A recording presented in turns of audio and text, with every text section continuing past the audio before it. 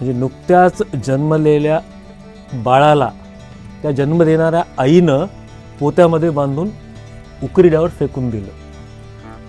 मग ते उकिरड्यावरचं जे बाळ आहे पोत्यामध्ये बांधलेलं ते त्या ठिकाणी एक कुत्रा आला आणि ते कुत्रं त्या बाळाला ओढत ओढत त्यानं रस्त्यावर आणलं. जे मन आहे ना, खंबीर मन तयार झालं पाहिजे. जे खंबीर मन तयार होण्याची सुरुवात अगदी जन्मल्यापासून पाळण्यापासून सुरुवात होऊ शकते. आर्थिकदृष्ट्या आम्ही सशक्त असल्यामुळं आम्हाला इतर कोणत्याही समस्या नाहीत आणि म्हणून आमच्या बालकाला अशी काही बालकल्याण समिती किंवा अशा काही समस्या आम्हाला उद्भवणार नाहीत असा प्रश्न पडतो. पण तो अत्यंत चुकीचा आहे की 9 महिन्याची गर्भवती जी काही मुलगी आहे ती 9 महिन्याची गर्भवती आहे हे पालकांना 9 महिने कळत घरात राहणंच. आणि पालक कोण? उच्च विद्याविभूषित सुशिक्षित नोकरी करणारे. मुलांसाठी 3 गोष्टी फार महत्त्वाच्या. नंबर 1 म्हणजे स्पर्श, नंबर 2 म्हणजे संवाद आणि नंबर 3 म्हणजे त्यांच्यासोबत वेळ घालवणं. की पालक म्हणून आपलं काही उत्तरदायित्व आहे की नाही. नेमकं विकृती जन्मालाच काय ते?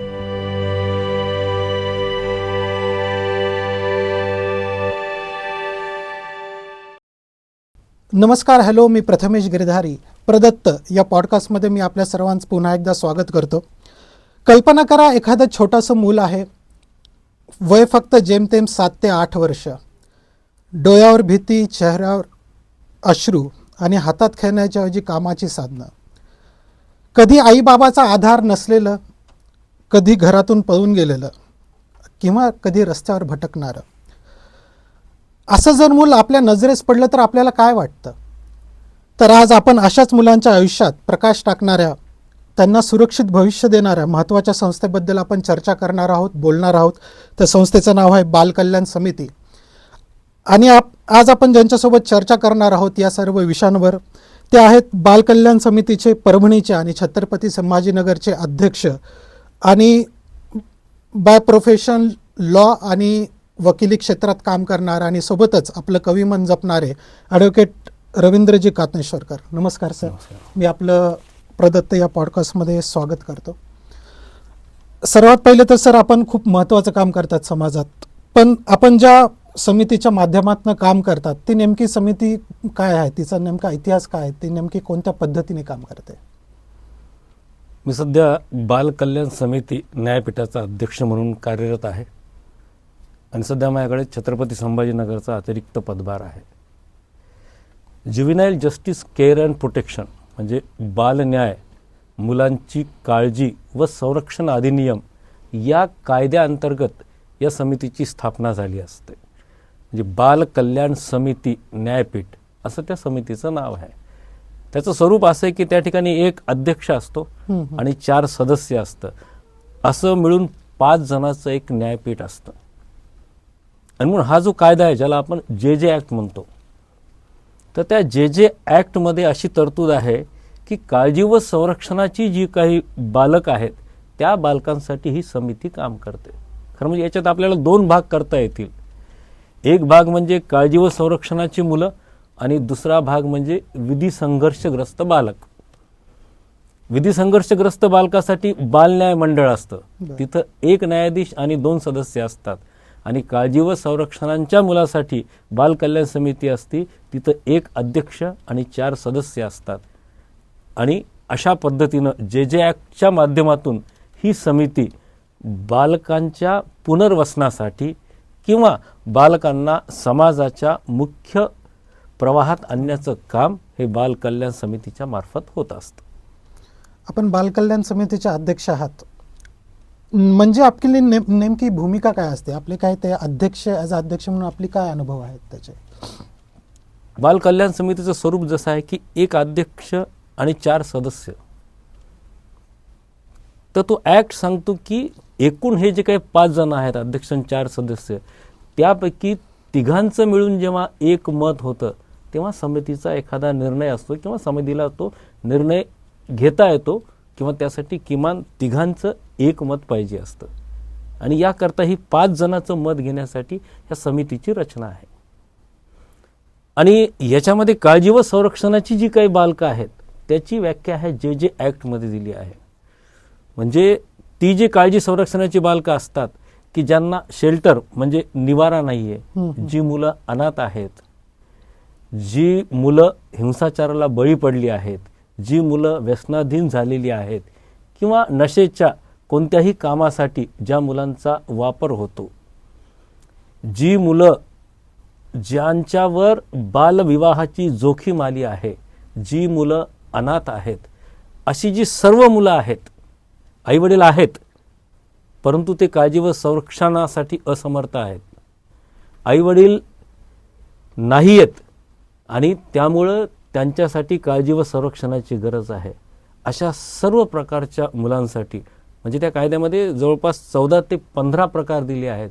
अशी सर्व मुलं काळजी व संरक्षणासाठी आवश्यक असतात त्यांना. आणि मग समिती काय करते की अशा मुलांना जेव्हा समितीसमोर येते तेव्हा काळजी व संरक्षणाचे बालक घोषित करतात आणि त्यांचं पुनर्वसन किंवा त्यांना समाजाच्या मुख्य प्रवाहात आणण्याचं काम ही बालकल्याण समिती करीत असते. एक काही दिवसापूर्वी संभाजीनगरची घटना आहे. म्हणजे नुकत्याच जन्मलेल्या बाळाला त्या जन्म देणाऱ्या आईनं पोत्यामध्ये बांधून उकिरड्यावर फेकून दिलं. बापरे. मग ते उकिरड्यावरचं जे बाळ आहे पोत्यामध्ये बांधलेलं ते त्या ठिकाणी एक कुत्रा आला आणि ते कुत्रं त्या बाळाला ओढत ओढत त्यानं रस्त्यावर आणलं. रस्त्यावर आणल्यानंतर ते बाळ ते पोतं एका डिवायडरला अडकलं. तिथूनही त्या कुत्र्यानं ते ओढलं तेव्हा ते एकदम रस्त्यावर आलं. तेवढ्यात एक बस आली आणि त्या चारी चाक जे आहे ते बाळाच्या बाजूने गेले आणि ते बाळ वाचलं. ही अशी हृदय हलवून टाकणारी घटना घडली. तेव्हा तात्काळ बालकल्याण समितीला कळवलं. म्हणजे आम्हाला ही घटना कळाली. आम्ही तात्काळ त्या ठिकाणी आदेश दिले. पोलीस यंत्रणा असेल, वैद्यकीय उपचार असेल किंवा आमच्या ज्या यंत्रणा आहेत त्यांना तात्काळ या ठिकाणी आम्ही आदेश दिले आणि त्या बाळाला तात्काळ त्या ठिकाणी वैद्यकीय उपचार भेटले. मग काय केलं, फक्त बालकल्याण समितीशी संपर्क साधल्यानंतर सर्व वैद्यकीय उपचार आणि सर्व प्रकारची मदत मिळाली आणि आज 8 दिवसानंतर ते बाळ सुखरूप आहे. दुर्दैवाची गोष्ट अशी होती की जेव्हा कुत्रं त्या बाळाला ओढत होतं तेव्हा ते दात आहेत ते दात कुत्र्याचे त्या ठिकाणी त्या बाळाला लागले होते आणि मोठी जखम झाली होती. तशाही पद्धतीत ते बाळ आजही सुखरूप आहे. ही खरोखरच खूप चांगली गोष्ट आहे आणि याला कारण ठरलं आहे तो म्हणजे बालकल्याण समितीशी तात्काळ केलेला संपर्क. मागचे 25 ते 30 वर्ष झालात वकिली व्यवसाय करतात आणि आता तुम्ही बालकल्याण समितीचे अध्यक्ष पण आहात. वकिली व्यवसाय आणि बालकल्याण समिती हे तसं जर पाहिलं तर हे दोन वेगवेगळे संस्था आहेत म्हणा, वेगवेगळे प्रोफेशन आहेत. तर तुमची नेमकी निवड कशी झाली बालकल्याण समितीचा आणि ॲज अ अध्यक्ष म्हणून तुमचा काय विशेष काही अनुभव आहेत का? ठीक आहे, याविषयी मला अजून एक सांगता येईल की मी वकिली व्यवसाय तर करतच होतो, परंतु सर्वात महत्त्वाची गोष्ट म्हणजे की मी मागील 24 वर्षापासून सामाजिक कार्य आणि विशेषतः बालकांसाठी काम करत होतो. मी आमच्या भागात बालकांसाठी जे गुणवंत विद्यार्थी आहेत किंवा जे 10वी-12वीचे विद्यार्थी आहेत त्यांना त्यांच्यासाठी कार्यक्रम घ्यायचो. त्यांच्यासाठी वेगवेगळे कार्यक्रम घेऊन त्यांना अभ्यासाचं प्रशिक्षण, त्यांना गरज असलेल्या गोष्टी असा मी सातत्यानं 24 वर्ष कार्यक्रम घेतला. 24 वर्ष. आणि त्यानंतर दुसरा महत्त्वाचा मुद्दा म्हणजे की मी पोलीस प्रशिक्षण केंद्रात त्या ठिकाणी विधी निदेशक म्हणजे लॉ इन्स्ट्रक्टर म्हणजे पोलिसांना जे काही नव्याने नियुक्त झालेले पोलीस आहेत त्यांना कायद्याचं प्रशिक्षण देत होतो. म्हणजे सुरुवातीपासून मला बालकांसाठी काम करण्याची आवड होती आणि त्यानंतर पोलीस प्रशिक्षण केंद्रात अगदी 11वी-12वी पास झालेली मुलं होते, त्यांना शिकवण्याची संधी मिळाली आणि त्यानंतर प्रॅक्टिस करत असताना याची मला आवड असल्यामुळं मी सहज या मुलाखतीला गेलो की बालकांसाठी जर आपल्याला अजून कायद्याच्या माध्यमातून काम करण्याची संधी मिळेल का, यासाठी मी इकडे गेलो. आणि याची निवड होण्याचं मुख्य कारण म्हणजे उच्च न्यायालयाचे न्यायाधीश होते, त्यांनी आमची मुलाखत घेतली आणि त्यांनी हे बघितलं की बालकल्याण समिती म्हणून काम करत असताना बालकांसाठी काम करण्यात विशेष रुची किंवा आवड आहे की नाही हे त्या मुलाखतीमध्ये बघितलं. साधारणतः जवळपास 20 मिनिटापर्यंतची ती मुलाखत झाली आणि त्यात त्यांनी बघितलं, विचारलं. त्यात सर्वात महत्त्वाचा भाग ठरला तो म्हणजे माझा अनभिज्ञ नाटक. ओके. तर त्या अनभिज्ञ नाटकातून मला एक सांगायचं की एक सुशिक्षित कुटुंब म्हणजे आर्थिकदृष्ट्या सुद्धा ते सुरक्षित आहे असं कुटुंब होतं. आणि त्यांचा जो लहान मुलगा होता त्या बालमनावर जे काही परिणाम झालेले आहेत आणि जे काही परिणाम झाले आहे त्याला ते कुटुंबच कारणीभूत आहे. या अर्थानं अनभिज्ञ मी हे नाटक लिहिलं होतं. अनभिज्ञ याचा अर्थ असा आहे की घरातील पालक, आई वडील यांच्यामध्ये आपसात जे काही भांडणं असतात त्या भांडणाचा वाईट परिणाम त्या मुलावर होतो आणि त्या मुलाकडून एक गुन्हेगारी कृत्य घडते. आपल्या ह्या रोजच्या व्यवहारात रोजच्या भांडणाचा परिणाम मुलावर होतो हे आपल्याला कळत नसतं. त्या अर्थानं आपण अनभिज्ञ आहोत. अशाचं एक मी नाटक लिहिलं होतं आणि कदाचित मला वाटतं की तोच विचार त्यांना आवडला असावा. म्हणजे आपण गरीब आहोत का श्रीमंत आहोत, शिक्षित आहोत का अशिक्षित आहोत, याहीपेक्षा आपलं घरात वागणं कसं असतं बालकासमोर हा विषय महत्त्वाचा असतो. आणि म्हणून त्याचे जे काही दुष्परिणाम आहेत ते आपल्या लक्षात येत नाही आणि त्यातून बालक नकळत गुन्हेगारी प्रवृत्तीकडे ढकलला जातो आणि त्याचं जे काही टोकाचं पाऊल आहे किंवा त्याचा जो काही टोकाचा परिणाम आहे हा त्या ठिकाणी होता. आणि हे मी त्या नाटकातून सांगितले होतं. म्हणून बालकासंबंधीचा हा विचार आज हा अत्यंत महत्त्वाचा आहे.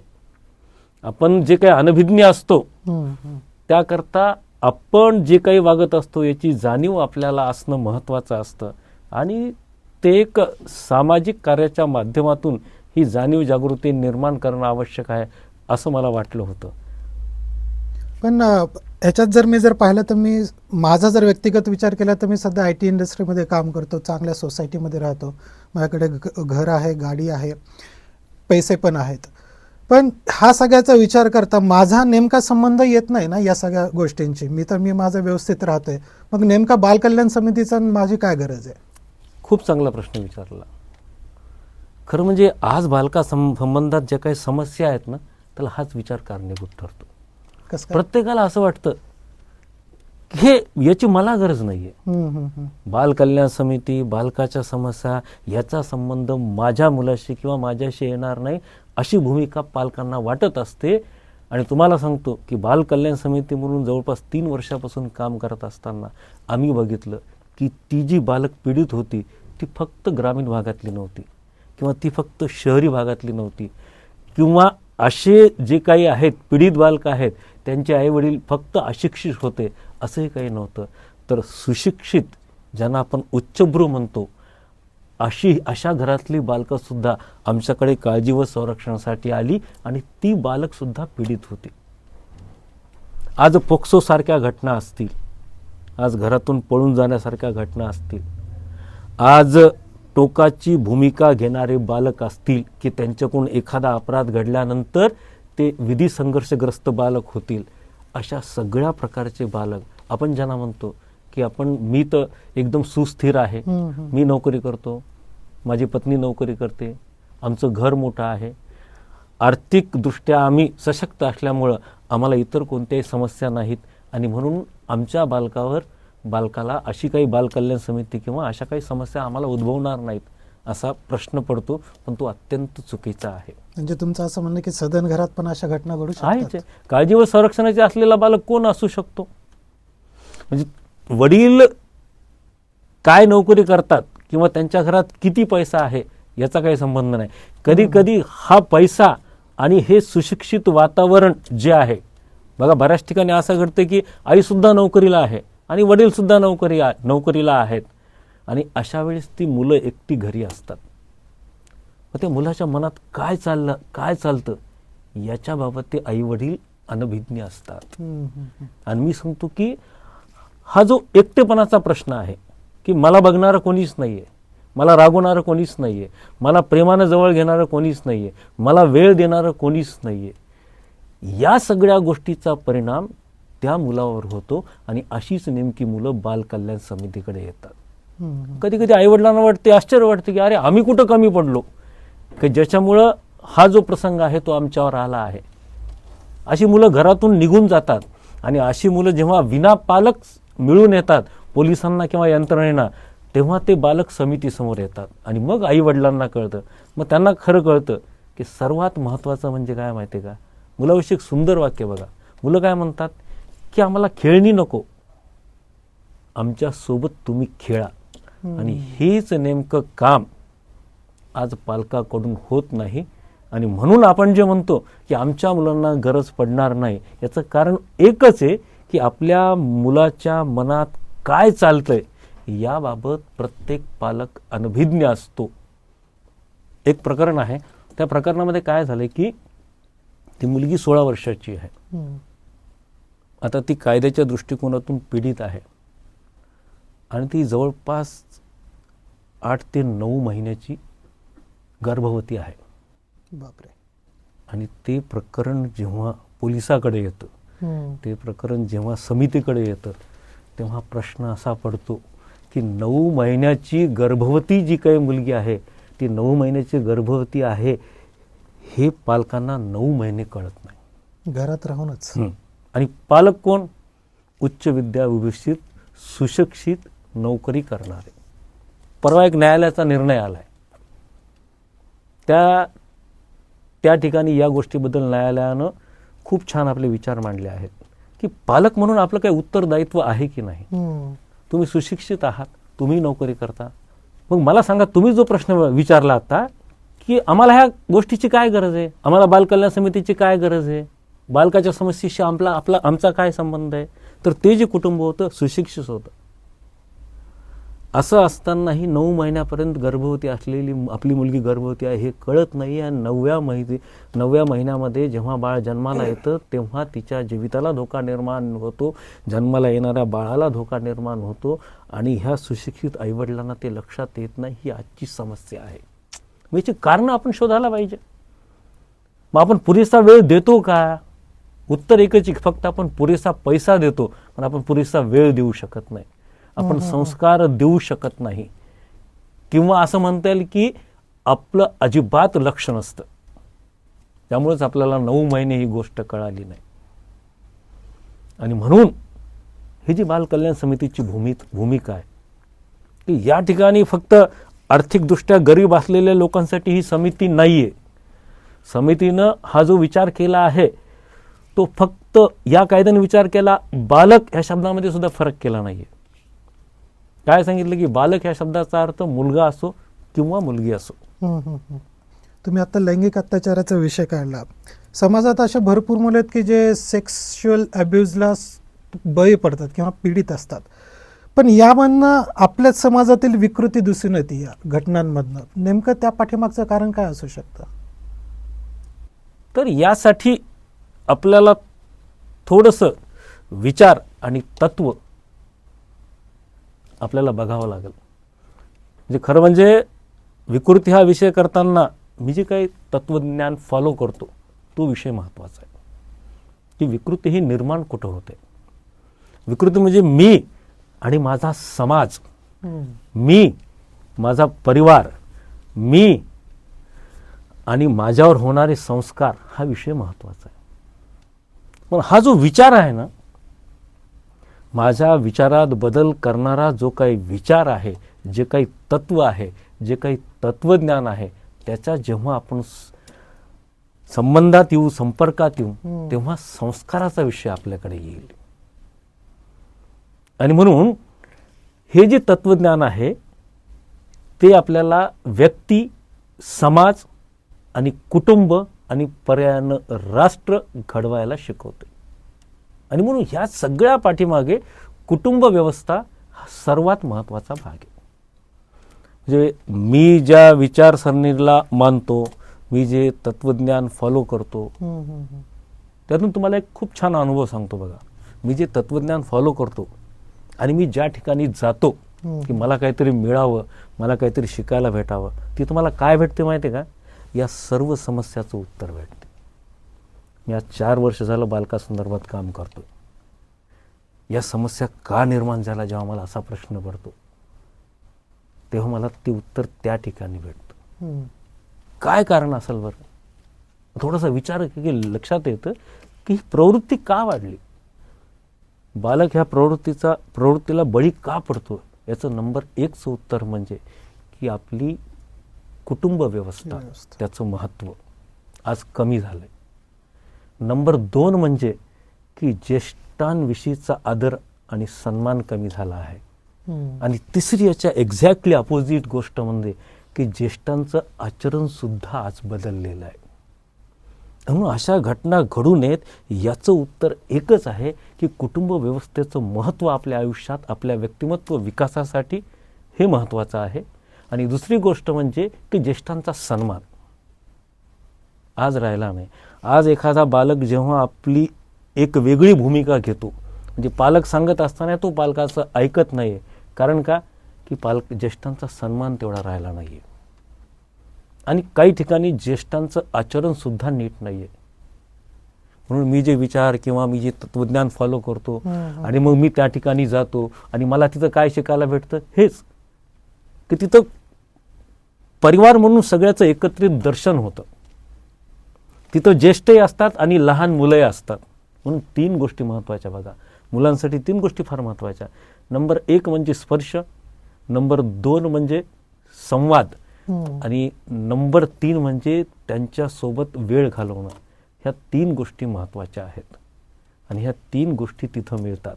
मला अजून आजही असं वाटतं की ह्या 3 गोष्टी फार महत्त्वाच्या आहेत.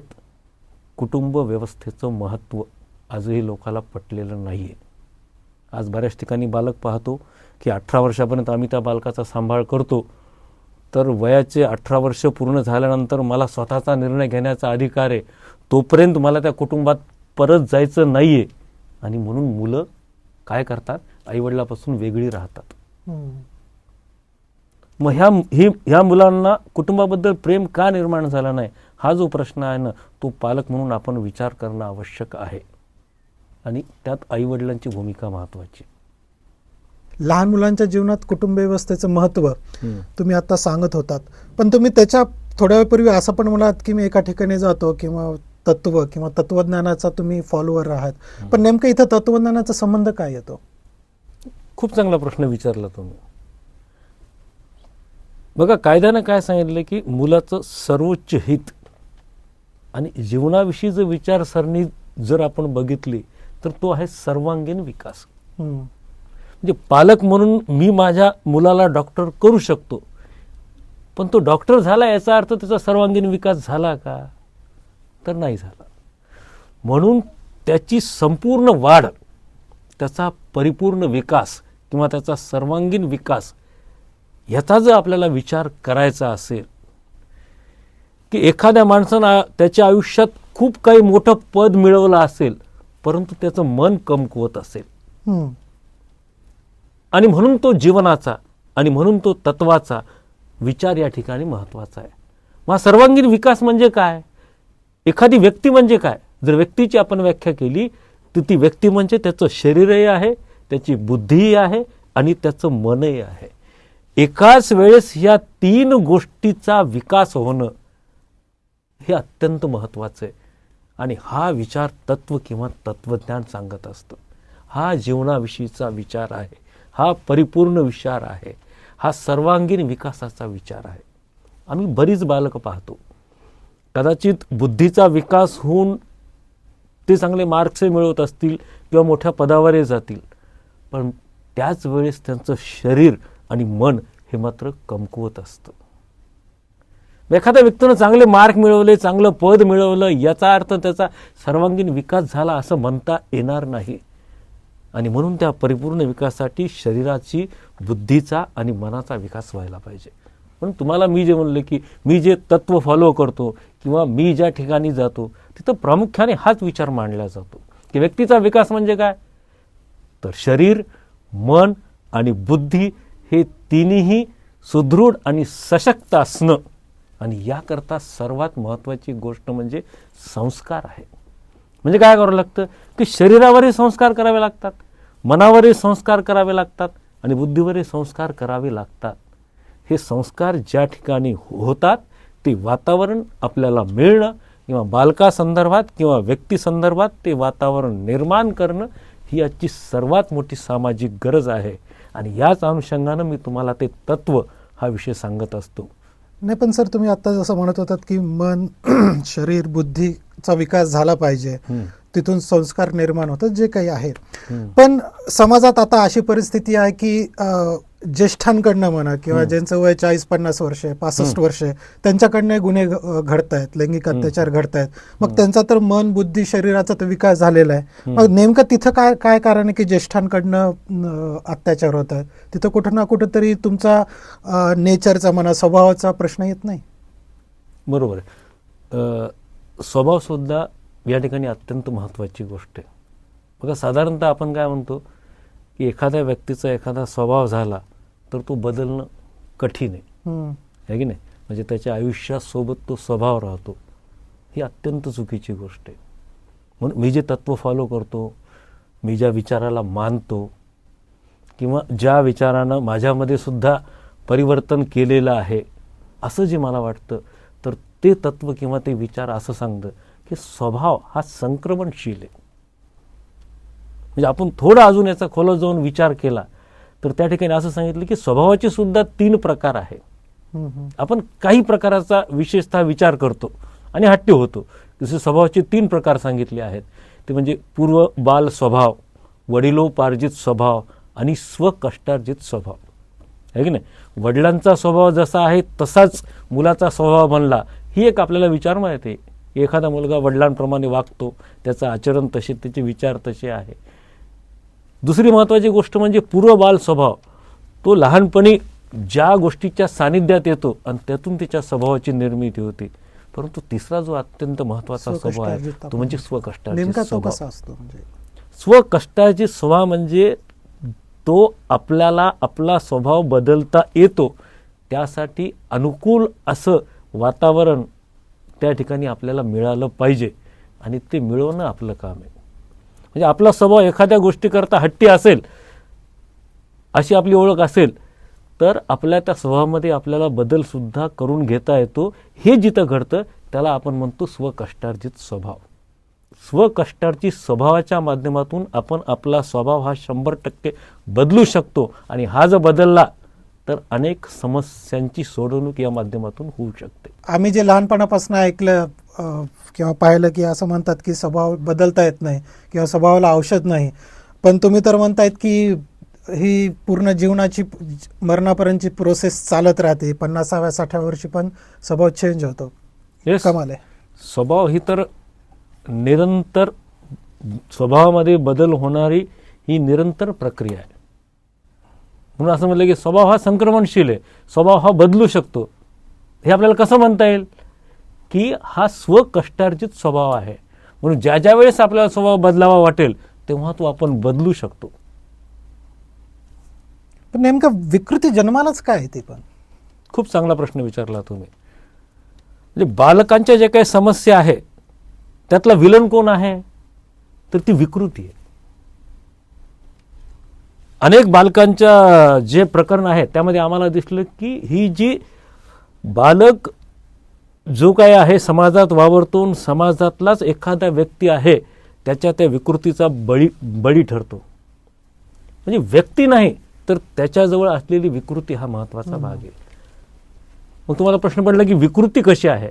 आम्ही जेव्हा अशा प्रकरणामध्ये अभ्यास केला तेव्हा आम्हाला असं कळालं की या ठिकाणी कमकुवत मन जे आहे ना, त्या कमकुवत मनामुळे विकृतीचा जन्म होतो. आणि म्हणून सुरुवातीपासून जे मन आहे ना, खंबीर मन तयार झालं पाहिजे. म्हणजे खंबीर मन तयार होण्याची सुरुवात अगदी जन्मल्यापासून, पाळण्यापासून सुरुवात होऊ शकते. आणि म्हणून खंबीर मन जसं महत्त्वाचं आहे, तशी अविकसित जी काही बुद्धी आहे त्यातून सुद्धा अशा विकृती जन्माला येतात.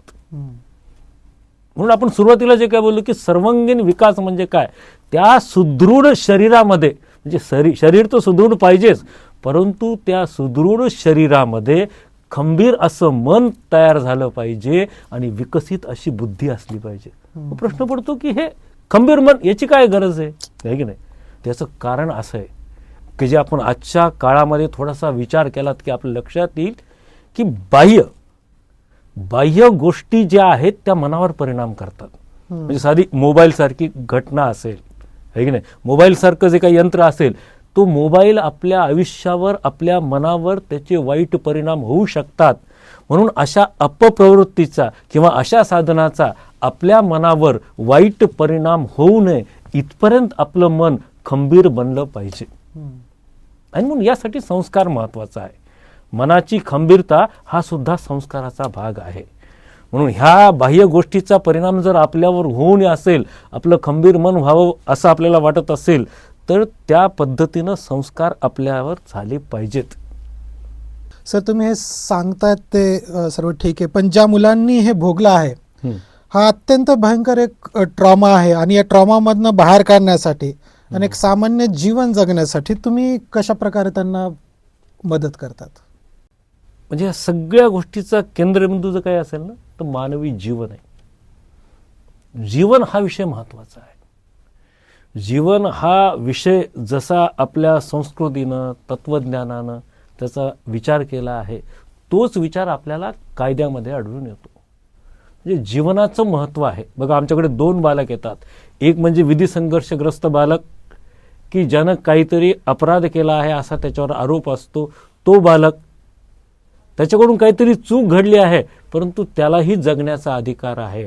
आणि एखादा काळजी व संरक्षणाचा जो बालक आहे, की ज्याच्यावर काहीतरी अन्याय किंवा अत्याचार झाला आहे, त्याला धक्का बसला आहे, आणि त्यालाही जगण्याचा अधिकार आहे. म्हणजे 18 वर्षापर्यंतची ही 2 बालकं आहेत. एकाला आपण विधी संघर्षग्रस्त बालक म्हणतो, ज्याच्याकडून काहीतरी चूक झाली किंवा जो एखाद्या गोष्टीमध्ये बळी पडला आहे. या दोघांनाही जगण्याचा अधिकार आहे. हे जसं आपलं संस्कृती, आपलं तत्वज्ञान सांगते ना, तोच विचार कायद्यामध्ये आहे. म्हणजे नव्याने सुरुवात करण्याचं तत्व कायद्यामध्ये, बघा, तत्वच हा शब्द वापरला आहे. तुम्ही जर हा आमचा कायदा बालन्याय, मुलांची काळजी व संरक्षण हा जर कायदा बघितला, तर त्यात एक कलम आहे साधारण तत्व. तर त्यात जी तत्व सांगितली ना, तर आतापर्यंत आपण जी तत्व बोलत होतो ना, तेच तत्व आहे. त्यातलं पहिलं तत्व काय, की निरपराधित्व. म्हणजे 18 पेक्षा कमी वयाचा बालक हा असद्भावपूर्ण कधीही दोषी असणार नाही. त्याच्या मनात असद्भावना नसेलच, म्हणून तो निरपराध आहे असं मानावं लागेल. दुसरं म्हणजे काय, की नव्याने जीवनाला सुरुवात करण्याचं. म्हणजे 18 वर्षापूर्वी कोणत्याही अपराध केल्याचा त्याच्यावर आरोप असेल, परंतु जेव्हा त्याचं चारित्र्य प्रमाणपत्र दिलं जातं, कॅरेक्टर सर्टिफिकेट, तेव्हा मध्ये 18 वर्षापूर्वीच्या घटनेचा उल्लेख होत नाही. कारण का, त्याला जगण्याचा अधिकार आहे, त्याला नव्यानं सुरुवात करण्याचा अधिकार आहे, आणि त्याला स्वतःची गोपनीयता ठेवण्याचा अधिकार आहे. माझ्या संदर्भात एखादी घटना घडली आहे किंवा मी एखादी गोष्ट घडली आहे आणि ती जर मला सांगायची नसेल, तर ती गोपनीयता ठेवण्याचा अधिकार सुद्धा त्याला ठेवला आहे. या सगळ्या गोष्टी काय सांगतात, की मानवी जीवन महत्वाचं आहे. एखाद्या व्यक्तीकडून, बालकाकडून एखादी चूक होऊ शकते किंवा ती एखाद्या प्रकरणात बळी ठरू शकते. ती गोष्ट त्याला मोठी करायची नाही. त्याला मोठं काय करायचंय, त्याला आपलं जीवन मोठं करायचं आहे. म्हणून आपण जे तत्व, तत्वज्ञान, संस्कृती हे जे आपण बोलतो ना, त्या सगळ्यांचा विचार हा कायदा तयार करताना झालेला असतो. आणि म्हणून जे काही 15, 16, 17 जे काही तत्व आहेत ना, त्या तत्वाचा आपण वापर केला ना, तिथून आपल्याला तत्वज्ञान दिसतं. आपल्या भारतीय संस्कृतीचं, आपल्या विचारांचं दर्शन घडतं. म्हणजे जशी राज्यघटनेमध्ये मार्गदर्शक तत्वे आहेत, तशी बालका संदर्भातली साधारण तत्वे त्या एका कलमामध्ये, त्या सेक्शनमध्ये समाविष्ट केली आहेत. आणि ती तत्व आपल्याला आपल्या संस्कृतीचं आणि तत्वज्ञानाचं दर्शन घडवतात. कारण काय, कारण मूळ मुद्दा काय, केंद्रबिंदू काय, मानवी जीवन आणि तो जगण्याचा प्रत्येकाचा अधिकार. आणि तोच विचार कायद्याच्या माध्यमातून आपल्या समोर येतो. बालकल्याण समितीचं काम करत असताना एक बालिका आमच्या समोर आली. म्हणजे पोलीस स्टेशन मार्फत किंवा डॉक्टरांनी तपासल्यानंतर ती समितीकडे आली. आणि मग जेव्हा समितीनं व्यवस्थित विचारपूस केली, तेव्हा असं लक्षात आलं की डॉक्टरांचं सर्टिफिकेट आहे की सी इज ओके. पोलीस म्हणतात की हिच्या बाबतीत काही घटना घडली नाही. पण जेव्हा समितीनं संवेदनशीलपणे विचारलं, तेव्हा असं लक्षात आलं की तिला अशा डागण्या दिलेल्या आहेत, तिला पोळवलेलं आहे आणि भीक मागण्यासाठी तिचा वापर केला जात आहे. समितीनं अत्यंत वरून असं वाटणार नाही की असं काय झालंय. जेव्हा तिच्याशी संवेदनशीलपणे आपण बोललो तेव्हा तिनं सांगितलं, आणि त्यावेळेस ती जी बालिका होती ती मुलं पकडणाऱ्या टोळीमार्फत समितीकडे आली होती. आणि अशा वेळेस हीच गोष्ट आम्ही तत्कालीन जिल्हाधिकारी, तत्कालीन पोलीस अधीक्षक यांच्या निदर्शनास आणून दिली, आणि त्यावेळेस मुलांना पकडून नेणारी टोळी पकडल्या गेली आणि त्यात 6 बालके मिळून आली. आणि ह्या 6 बालकांना पुनश्च कुटुंबात परत पाठवण्याचं काम समितीकडून घडलं. आणि ह्या कार्याची राज्याने दखल घेतली, आणि ह्या कार्यामध्ये परभणी जिल्ह्याला जवळपास 6 बालस्नेही पुरस्कार भेटले. परंतु याकरता इतक्या संवेदनशीलपणे जो काही ट्रॉमा आहे तो लक्षात घेऊन आपल्याला बालकांचा विचार त्या पद्धतीनं करता आला पाहिजे. मला या विषयाकडे यायचंच होतं की ह्युमन ट्रॅफिकिंग जो तुम्ही आता बोलता बोलता मुद्दा मांडला, याच्यात मोस्ट ऑफ लहान मुलांचं ट्रॅफिकिंग होतं. आणि हा आजच्या काळातला सगळ्यात माझ्या तरी असं वाटतं की ज्वलंत प्रश्न आहे. कारण की आपण जाताना रस्त्यावर सिग्नलवर भीक मागणारे किंवा काही लहान मुलांचं प्रमाण जास्त आहे. तर बालमजुरी असो, भीक मागणं असो, या गोष्टींसाठी लहान मुलांचा उपयोग केला जातो. तर या प्रश्नांसाठी किंवा या समस्यांसाठी बालकल्याण समिती नेमकं काम काय करते किंवा त्यांचं प्रोसेस काय असते? बालकल्याण समिती एक न्यायपीठ आहे. म्हणजे असा पीडित जेव्हा बालकल्याण समितीसमोर येतो तेव्हा त्याला समाजाच्या मुख्य प्रवाहात आणणं, त्याचं पुनर्वसन करणं ही काम बालकल्याण समिती करत असते. परंतु जिल्हा महिला बाल विकास विभाग किंवा ह्या ज्या काही इतर यंत्रणा आहे या यंत्रणेमार्फत अवेअरनेस प्रोग्राम घेतले जातात. मग बहुधा काय होतं की परभणीसारख्या ठिकाणी काय होतं की पूर्णेसारखं ठिकाण असतात की ज्या ठिकाणी 3 ठिकाणी गाड्या जातात. अशा ठिकाणी अशी बरीचशी मुलं दिसून येतात की जे विनापालक आढळतात. आणि म्हणून अशा ठिकाणी भीती असती की अशी मानवी तस्करी होण्याची. म्हणून असे जेव्हा प्रकार घडणार आहेत असं वाटतं तेव्हा त्या ठिकाणी अवेअरनेस प्रोग्राम देऊन पोलिसांना व्यवस्थित मार्गदर्शन आणि प्रशिक्षण केलं जातं. आणि पोलिसांकडून सुद्धा अशा वेळेस लक्ष दिलं जातं की अशा प्रकारे ह्युमन ट्रॅफिकिंगमध्ये एखादा बालक पीडित आहे का याची काळजी पोलीससुद्धा घेतात. आणि म्हणून अशा ठिकाणी जेव्हा मुलं विनापालक सापडतात तेव्हा ती मुलं बालकल्याण समितीसमोर येतात. आणि तेव्हा आमच्या लक्षात येतं की ही मुलं विनापालक आहेत. आणि त्यावेळेस आम्ही त्याला बालगृह किंवा कुटुंब देतो आणि त्याचं पुनर्वसन. पण हे जर का झालं नाही तर ते ह्युमन ट्रॅफिकिंगला ती मुलं बळी पडतात. म्हणून ती सुद्धा एक मोठी समस्या आहे.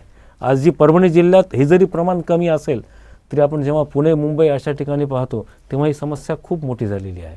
ह्युमन ट्रॅफिकिंग यामध्ये फक्त भीक मागण्यासाठी वगैरे मुलांचा वापर होतो, बालकांचा वापर होतो असं काही नाही, तर देहविक्रीसाठी सुद्धा लहान लहान मुलींचा वापर केला जातो.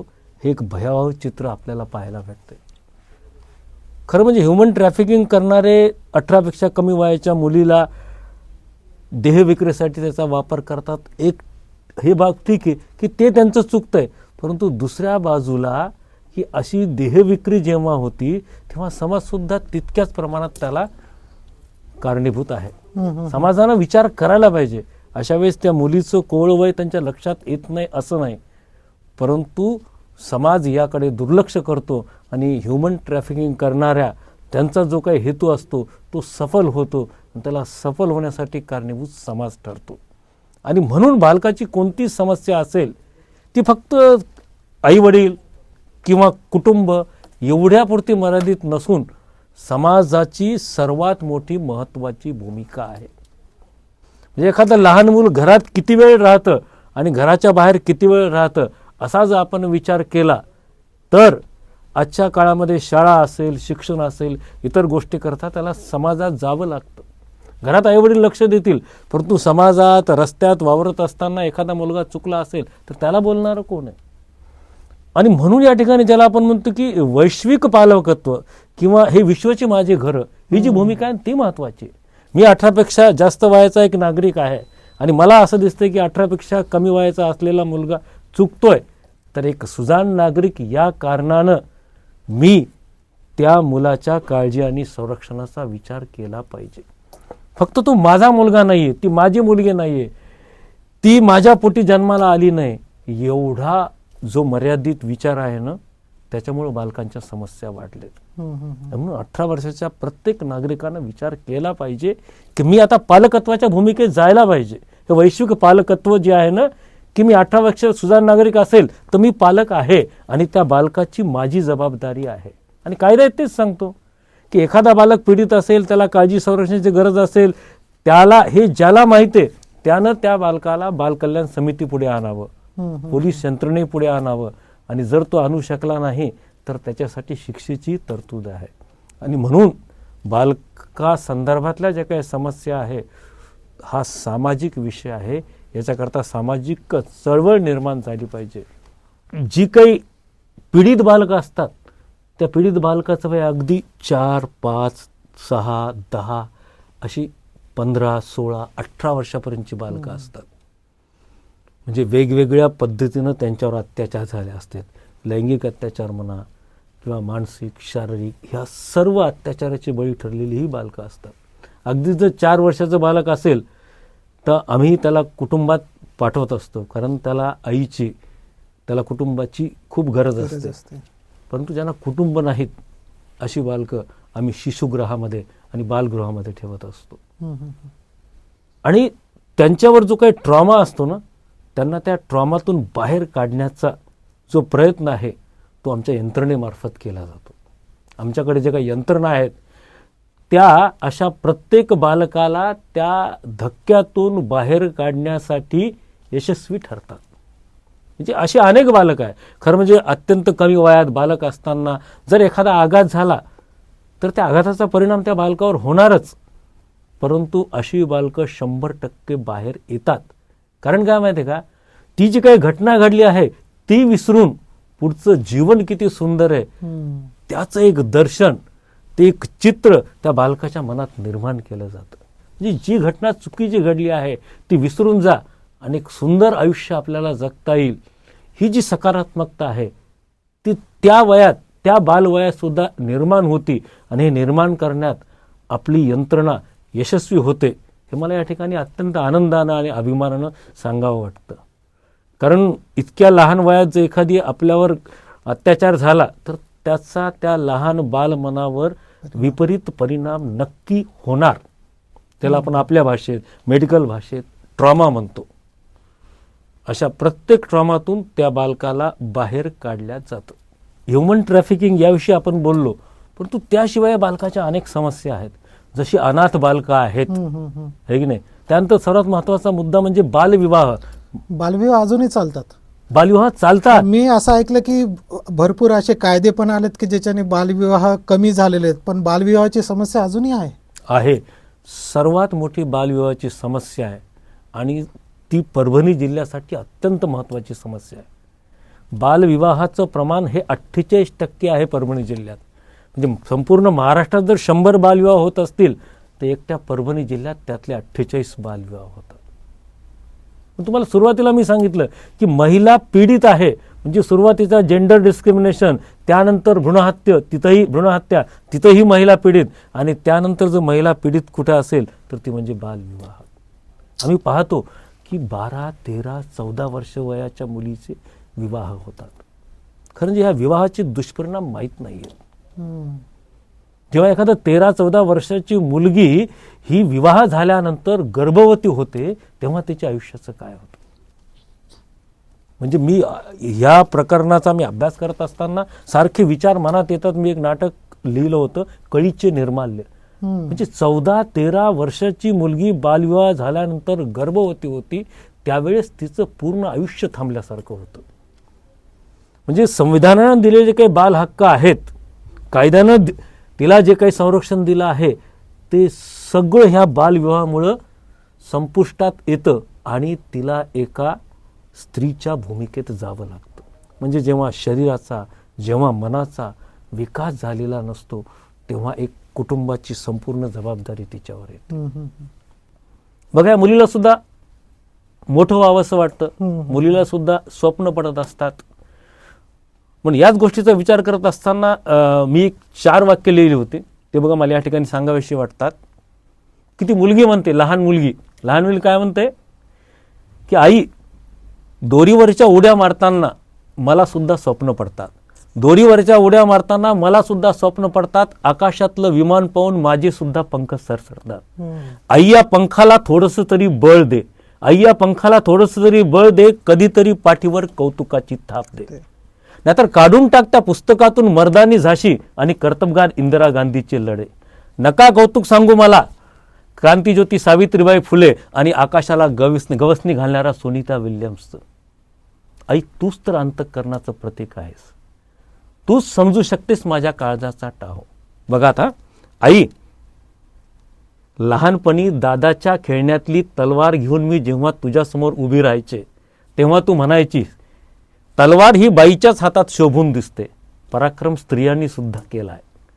ती म्हणते, आई, लहानपणी दादाच्या खेळण्यातला स्टेथोस्कोप घेऊन जेव्हा मी तुझ्यासमोर उभी राहायची तेव्हा तू म्हणायचीस, गुणाची गप माझी पोर, होशील तू डॉक्टर. आई, तेच शब्द माझ्या कानात घुमतायत. आई बघ, माझे पंख सरसरत आहेत. आई बघ, माझे पंख सरसरत आहेत. आई, या पंखाला थोडंसं तरी बळ दे, कधीतरी पाठीवर कौतुकाची थाप दे. सांगतो, हे जे मुलीचं स्वप्न आहे ना, ते धुळीस मिसळल्या जातं. ही कौतुकाची थाप देण्याचं काम जर कोणाचं असेल तर ते समाजाचं आहे. म्हणून बालकल्याण समितीनं ह्या बालविवाहाचा प्रकरणाचा अभ्यास केला. जवळपास 100 प्रकरणाचा अभ्यास केला. त्यात वेगवेगळी कारणं दिसून आली. आणि आज आम्ही जो 100 प्रकरणाचा अभ्यास करून आयुक्तापुढे तो प्रश्न मांडला, आज महाराष्ट्रात त्या पद्धतीनं बालविवाहाचा परभणी पॅटर्न हा चालतोय, त्या पद्धतीनं काम चालतं. आणि त्या माध्यमातून आम्हाला बालस्नेही हा पुरस्कार भेटलेला आहे. बालविवाह ही खूपच गंभीर समस्या आहे. ह्या समस्येमध्ये पीडित असलेल्या बालिकेचं पहिलं एक कारण होतं की तिचं शिक्षण थांबतं. नंबर 2 म्हणजे ती बाल हक्कापासून वंचित होते. नंबर 3 म्हणजे अकाली मातृत्व येतं. नंबर 4 म्हणजे ती कुमारी माता होते. नंबर 5 म्हणजे अशक्त असा बालक जन्माला येतो. नंबर 6 म्हणजे तो बालक वाचेल की नाही याबद्दल भीती असते. तसेच तिचं वय कमी असल्यामुळं ती सुद्धा वाचेल की नाही असा प्रश्न निर्माण होतो. म्हणजे खरं सांगायचं की आपलं उद्याचं राष्ट्र म्हणजे काय असेल तर तो हा बालक आहे. आणि असे अनेक कुपोषित बालकं आपल्याकडे आहेत. आणि म्हणून बालविवाह फार मोठी गंभीर समस्या आहे. मला या ठिकाणी समाजाला सांगायचं की ही जी समस्या आहे याला कारणीभूत कोण आहे? समाज आहे. म्हणजे एखाद्या मुलीचा बालविवाह होतो हे कोणालाच माहीत नाही, शक्य आहे का? तर ते शक्य नाही आहे. ते तिच्या घरात कोणाला तरी माहीत असतं, तिच्या शेजारच्याला माहीत असतं, तिच्या मैत्रिणीला माहीत असतं, तिच्या कुटुंबातल्या किंवा शेजारच्या व्यक्तीला, नातेवाईकाला माहीत असतं. परंतु हे माहीत असतानाही त्या बालविवाहाचे दुष्परिणाम आहेत हे माहीत नसल्यामुळं त्या बालविवाहाची माहिती यंत्रणेमार्फत बालकल्याण समितीकडे येत नाही. साधी गोष्ट आहे बघा, 1098 हा चाइल्ड हेल्पलाईन नंबर आहे. समजा मी एक सुजाण नागरिक आहे, मला जर बालविवाहाचे दुष्परिणाम कळाले तर मी फक्त एवढं काम करायचं, मी 1098 या क्रमांकावर बालविवाहाची माहिती द्यायची. 10 मिनिटात यंत्रणा त्या ठिकाणी पोहोचेल. बालकल्याण समिती पोलीस असेल किंवा यंत्रणांना आदेश देते आणि जिचा बालविवाह होणार आहे तिच्या घरी यंत्रणा पोहोचते आणि तो बालविवाह थांबवला जातो. समजा तुम्ही जर 1098ला संपर्क केला असेल तर तुम्ही काय केलं? फक्त 1098ला ही माहिती दिली. तुमचं नाव सुद्धा गोपनीय ठेवलं जातं. यासोबतच दुसरं एक महत्त्वाचं सांगायचं ते म्हणजे की अनाथ बालकं. या अनाथ बालकासंदर्भात कायद्यामध्ये तरतूद आहे. या अनाथ प्रमाणपत्र जर मिळालं तर त्यांना नोकरीमध्ये 1% आरक्षण आहे. आणि ते अनाथ प्रमाणपत्र देण्याची शिफारस ही बालकल्याण समिती करत असते. बालकल्याण समितीकडे अशी अनेक अनाथ बालके येतात. वयाच्या 18 वर्षापर्यंत बालकल्याण समिती ही बालगृहामार्फत त्यांचं संगोपन करत असते, त्यांना शिक्षण देत असते. तुम्हाला या ठिकाणी अत्यंत आनंदानं सांगता येईल की परभणी जिल्ह्यामधली 3 अनाथ बालकं म्हणजे ते तिघेही सख्खे भाऊ, त्यांचं शिक्षण झालं आणि ते तिघे भाऊ आज पोलीस भरतीमध्ये आहेत. ते पोलीस झालेले आहेत. ते अनाथ असताना सुद्धा त्यांना ही संगोपन झाल्यामुळं आज ते एका समाजाच्या मुख्य प्रवाहात आलेले आहेत. आणि याला कारण ठरलं की संवेदनशीलता हा विषय फार महत्त्वाचा आहे. जेव्हा आपण बालकासंदर्भात जेव्हा आपण काम करतो ना तेव्हा संवेदनशीलता हा विषय फार महत्त्वाचा आहे. कविवर्य वसंत बापटांच्या ओळी आहेत की वेदना जाणावयाला जागू संवेदना. म्हणजे महत्त्वाचा विषय काय की जन्माला आलेला प्रत्येक माणूस हा संवेदनशील असतोच, परंतु त्या वेदनेची फक्त जाणीव व्हायला पाहिजे. आणि ही जाणीव जागृती निर्माण करणं ही अत्यंत महत्त्वाची गोष्ट आहे. म्हणून बालकांच्या बाबतीत बालकांच्या समस्येला जर उपाय काय असेल तर ते म्हणजे अवेअरनेस. मला वाटतं ह्या आपल्या मुलाखतीच्या माध्यमातून ते जाणीव जागृती निर्माण करण्याचं काम होतंय. दुसरी सर्वात महत्त्वाची गोष्ट म्हणजे की बालस्नेही असणं. बालस्नेही असणं म्हणजे फक्त भिंती त्या पद्धतीनं रंगवल्या म्हणजे आपण बालस्नेही नाही, तर आपले विचार, आपलं वर्तन त्या ठिकाणी बालस्नेही पाहिजे. म्हणजे त्या बालकावर आपल्या वागण्याचा, आपल्या वर्तनाचा सुद्धा वाईट परिणाम होऊ शकतो, ही गोष्ट आपल्याला लक्षात आली पाहिजे. आणि म्हणून आपलं वागणं सुद्धा त्या ठिकाणी बालस्नेही असलं पाहिजे. मला या ठिकाणी अजून एक गोष्ट महत्त्वाची सांगावीची वाटते, ती म्हणजे की तत्व. आपण केव्हापासून बोलतो की तत्व हा विषय अत्यंत महत्त्वाचा आहे. बालकाच्या समस्या आणि त्याला कारणीभूत असणारी विकृती या अनुषंगाने आपण तत्वाचा विचार करत असतो. मग यासाठी सर्वात महत्त्वाचा मुद्दा काय असेल? नीती. म्हणजे माणूस म्हणजे त्याच्याजवळ नीती पाहिजेच. म्हणजे माणसाची व्याख्या काय करता येईल की नीती म्हणजे माणूस. हा विचार मी फॉलो करतो. ही नीतिमत्ता फार महत्त्वाची. एक हिंदीमध्ये एक सुंदर असा शेर बघा, त्याचा असं आहे की तकलीफ के कारण नेकी मत छोड़ो. तकलीफ के कारण नेकी मत छोड़ो, क्योंकि तकलीफ अगर दूर हो जाएगी तो सिर्फ नेकी ही बाकी रहेगी. दूसरी बाजू काय? गलती से अगर नेकी दूर हो जाएगी तो बचे हुए जिंदगी में तकलीफ ही बाकी रहेगी. हा विचार लक्षात आला पाहिजे. मन कवीचं आणि बुद्धी वकिलाची असा एक अभ्यासू माणसासोबत आज आम्हाला या सर्व विषयांवर चर्चा करण्यास मिळाली. सर, आपल्या चर्चेतनं एक तर तो नवीन दृष्टिकोन मिळाला की फक्त बालकांवर जे अत्याचार होतात ते कशामुळे होतात, त्याची विकृती कशामुळे जन्माला येते, त्याच्यावर उपाय काय, हे फक्त कायद्याने होणार नसून आपल्याला त्याच्यासोबत संस्कार, कुटुंब व्यवस्था, मन, शरीर, बुद्धीचा विकास आणि त्यासोबत स्वभाव, अशा या सर्व गोष्टींची जी गरज आहे ती गरज, या गरजेतनंच हा जो विकृत परिणाम आहे समजा किंवा विकृत स्वभाव आहे तो नक्कीच आपल्याला कमी करण्यास मदत मिळेल आणि लोकांमध्ये पण अवेअरनेस होण्यात नक्कीच मदत मिळेल. सर, मी परत आपले एकदा धन्यवाद मानतो. आणि मला एक शेर आठवतो की यहाँ हर शख्स हर पल हादसा होने से डरता है. यहाँ हर शख्स हर पल हादसा होने से डरता है. खिलौना है जो मिट्टी का फना होने से डरता है. मेरे दिल के किसी कोने में एक मासूम सा बच्चा बड़ों की देखकर दुनिया बड़ा होने से डरता है. सर, मी परत एकदा आपले आभार मानतो आणि नक्कीच पुढच्या वेळेस अजून काही नवीन विषयांवर चर्चा करण्यास आम्ही नक्कीच उत्सुक आहोत.